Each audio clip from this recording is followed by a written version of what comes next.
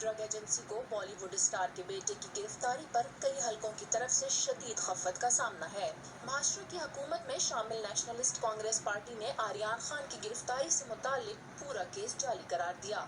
जम्मू कश्मीर की साबिक वजीर आला महबूबा मुफ्ती ने कहा कि बीजेपी वोट बैंक को खुश करने के लिए मुसलमानों को निशाना बना रही है। सोशल मीडिया पर भी भारतीय सहाफी और अवाम आर्यान खान मंशियात केस में बीजेपी हुकूमत को लिताड़ रहे हैं। सहाफी कमाल आर खान ने कहा कि मशहूर शख्सियात के बच्चे भारत छोड़ रहे हैं। आर्यान वाक़े ने इन्हें खौफजदा कर दिया है।